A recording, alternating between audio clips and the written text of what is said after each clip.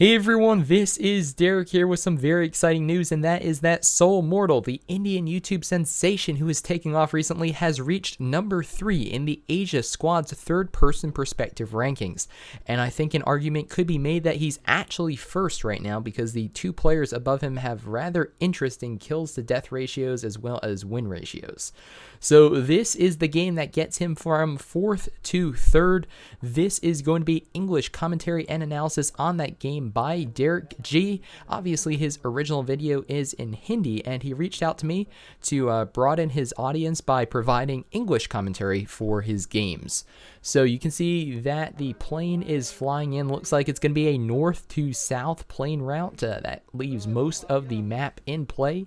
You can see his teammate Soul Ionic is also in the plane with him in the same squad as are Ronak and Gunaponyo. So let's take a look at where they want to drop. Looks like they're going for the vehicle spawn just to the east of DerekGReplays crates. So with the plane route this way, it looks like they might not be able to reach DerekGReplays crates, but I'd imagine that is going to be where they're heading towards. So using good drop mechanics, they're dropping at 126 kilometers per hour. That gets you the maximum distance flying 45 degrees too. That will get you about 1,700 meters or so, depending on how you feather the parachute and when you pop parachute. Now, you can get a lot further than that. However, it takes too long, and in a pro level game like this, that just won't cut the mustard. So here you go. You can see they are indeed flying for that bridge. The compound that they wanted to reach is far away still about probably 500-600 meters away. So they are going to glide across the bridge. They are going to take some extra time in the air to get that distance. Looks like they might be searching for a vehicle spawn along the road, and there's a boat down there. Not going to be too much help, but there is a buggy. So you can see the new parachute animation as you float in with 0.9.0 or 0.9.1, the most recent global update. And immediately, Ronak as well as MortaL jump in the buggy. Two other players are running towards them. Are they going to pick them up? Yes, it looks like he's going to. So he's going to get on one of those two-wheeled motorcycles and will pick up his other teammate.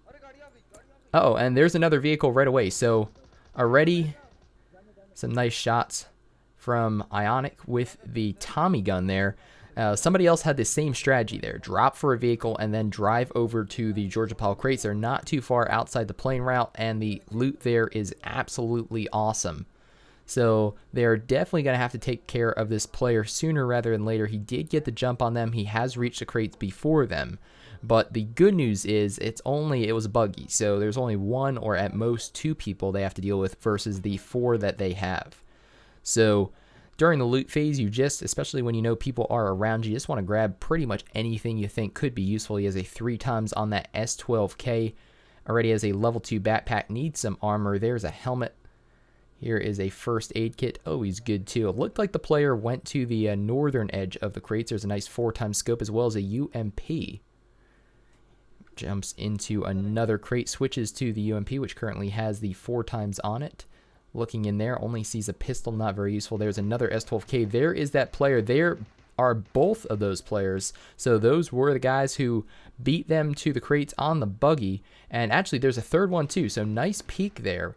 And there is the 4th. So they had the same strategy as Soul Squad, in that they would grab 2 vehicles. So we only saw the buggy there. There might have been another vehicle that also drove past that I missed, but there must have been because, well, all 4 members of that squad did make it to the crates. So now MortaL is going to swap that for the SKS. I believe that's the SKS, as well as, hey, a level 3 helmet. Definitely take that too. So he tends to like to play with a DMR as well as an AK. So I've seen him with the DP and an AK. I've also seen him with the AK and something with a little more range like a mini or an SKS. So we'll have to see if he's going to keep that. But for now, at least, that seems to be what he is most comfortable with as far as bringing that gun skill to his team. He does indeed have an AK and an SKS right now. And we'll have to see how long he sticks with that. Already has a lot of 7.62 for that. Now, the disadvantage of 7.62, of course, is that it takes up quite a bit more room in your inventory than even 5.56, and certainly more than 9mm or 45. Advantage is that Alpha Strike potential, the first hit does do more damage. So here they go. They are going to be driving into the zone. We'll see where they rotate. That was a very fast initial loot phase, and they already see people off to their east. So they now have a covered UAZ.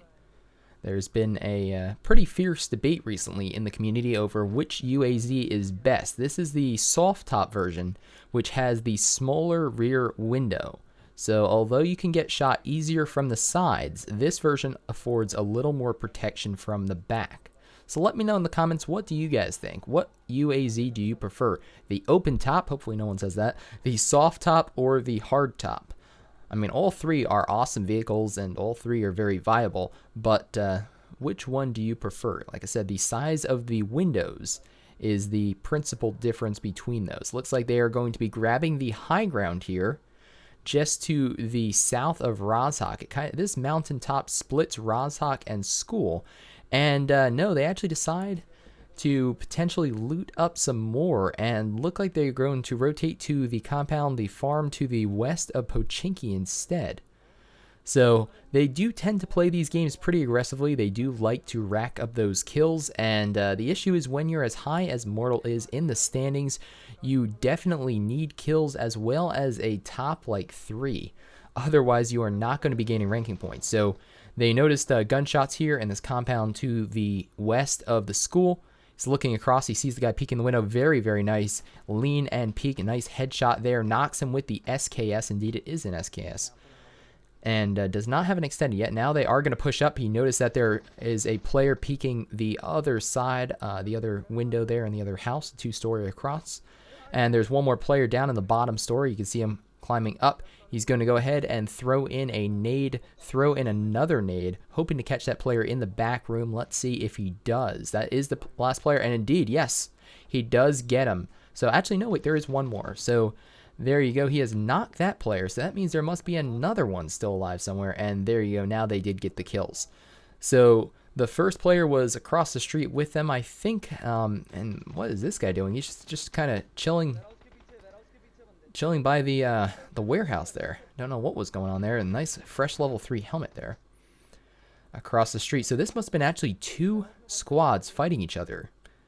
So it does make sense that you'd have at least 2 squads here. That's why they heard the gunfire. But I think it had to have been 3 actually. Yeah, it was 3 squads. So it was 1 over here in the warehouses, 1 across the street where they were just fighting, and then 1 where they initially crashed their UAZ. So lots of squads looting up this compound to the west of School. Going to go ahead, get back into that UAZ, and we'll see if they continue their planned rotation down towards Pochinki, or if they are going to divert more towards Watertown. They do see a vehicle straight ahead there, far away, just on the edge of render range towards the west. They are catching it. And here we go. They are engaging the vehicle. You see a crate there, nice knock. You have to be careful. They did take some damage themselves. They blow up the vehicle, get another kill when that vehicle goes boom. Actually, a pair of them.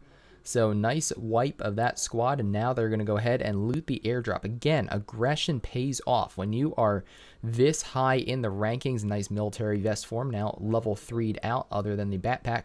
When you are this high in the rankings, you not only need a solid game, you also need a lot of kills if you want to move up. So now he has swapped out the AK for the Groza, which has quite a bit more DPS, close range, has over 600 DPS actually, compared to the 500 approximately of the AKM. And with that SKS, he also has quite a bit of range, lots of 7.62 and level 3 gear. So definitely a very, very dangerous, dangerous player. So the next rotation of the circle has appeared. What the heck is that guy doing? Alrighty. They are going to go ahead and chase him for the easy kill. I don't know what was going on there. 2 players, and they are both down already.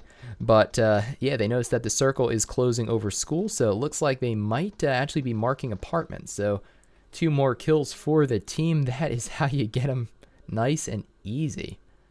My goodness, they definitely got caught out. Not sure where they were trying to rotate that squad with the buggy there, but Going to go ahead and refuel the vehicle. And it looks like they indeed did rotate to school apartments.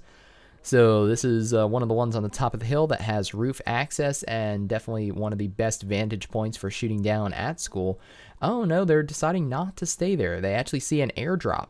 Okay, so they see an airdrop off to their east-southeast, as well as they've marked another compound that is also in the next zone. And that might be where they are going to be setting up instead. This is a very defensible compound. I've seen this one used a lot in tournaments. Doors are open, and footsteps are out, so they do know that they are crashing in hot. He's going to throw a Molotov up at the top floor. We'll see if that does indeed connect. It looks like it was a good one. Take a look at where these players have gone.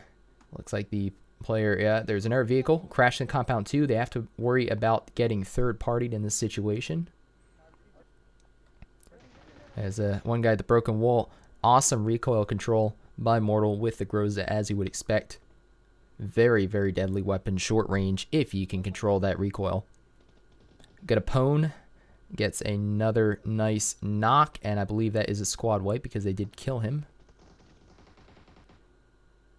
Take a look. There is another knock. So, again, they had to worry about getting third party by the other team that drove up on them. And it looks like I'm pretty sure they've cleaned up everyone at this point. So he's going to go ahead and check out that vehicle that did drive up. Check out what loot that guy might have had. A 6x as well as an extended quick draw. That's going to be helpful for the SKS. The SKS is now rather outfitted. Going to be chatting about the next zone, which is favoring apartments over where they have set up now. So they are going to have to move. You see, they're sticking with the same UAZ, actually. It is not damaged yet, and why not?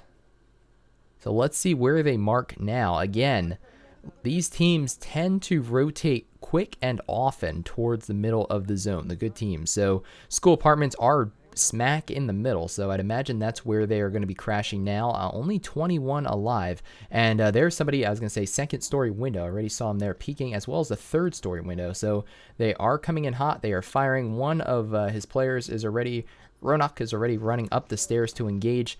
They are staying split enough on the stairs that if one of them is not, you're not going to have a double knock. You don't want to run up at the stairs at the same time, because then, well, you can basically mow somebody down and then continue firing into the next person. It's better to have a little space in between. That way you can you have a better chance of reviving your teammate if he or she does go down, and you don't put yourself at as much risk. So taking a look now at the apartments to the west of them, these were this was actually the one that they were looking at earlier, taking earlier before they decided to go for the drop and took out that other squad. He takes a look at where those enemies are. He knows they're there. Spooky grenades go out. This could get anybody who's in the stairwell. Peer shots off that way. Gonna have to go ahead and boost up at some point from that engage Mini 14. That guy had a Mini 14 with a comp, more 7.62 there.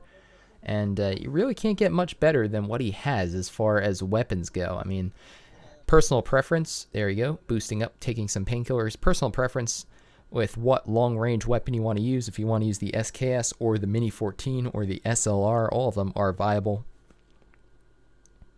Nice knock with the frag grenade, and they are going to push. So once they get that knock, they know that the team is going to have to go for a revive. It's now a 4v3, or if they're going for a revive, a 4v2. Rushing in, know they're at the second story. Sees that there are players also on the third floor. So Ionic goes down, but he is able to not only save him, but also take out those other players. Don't send messages. He knows that this may be an important game. Has a Groza with a suppressor. Everybody's on the roof now. I don't know if I totally agree with this strategy. But, wow, beautiful knock. I didn't even see that guy exposed, and that was a headshot. My goodness. But the next zone has shifted to the south into the forest. Only 7 alive, though. And they know that there are more players at that compound. So they're in an excellent position to win the game now. Imagine that everybody else that they have to take out is over there. We have one player, Ronak, actually driving around, probably trying to draw them out, draw out some fire. That way they can finish them off. Taking a look at where those last 3 enemies may be hiding. It's actually firing through the small slit of the shed. Actually connects too, not headshots, but 2 body shots there with an SKS at range with an 8x scope through that small window. I didn't even know you could get shot through that. He's also marking that rock, thinking that an enemy might be behind the rock.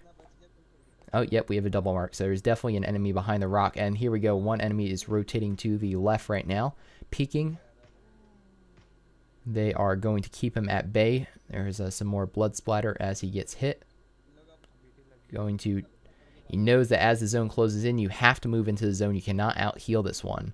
So he's going to switch to the Groza with the 4x, starts shooting them down, knocks 2 of them, 1 left, and that is your winner chicken dinner. So just that easy. He makes it look simple, but there's nothing simple about playing Conqueror squads in Asia, third-person perspective.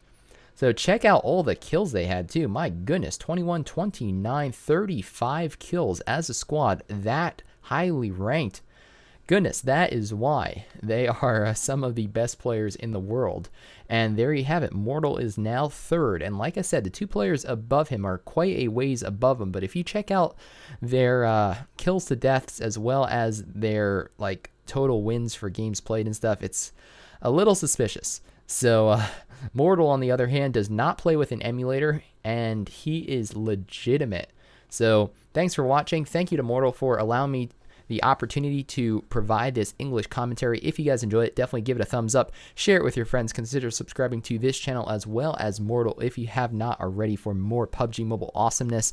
I hope to see you on the battlefield soon or my Discord server, which I'll leave a link to down below.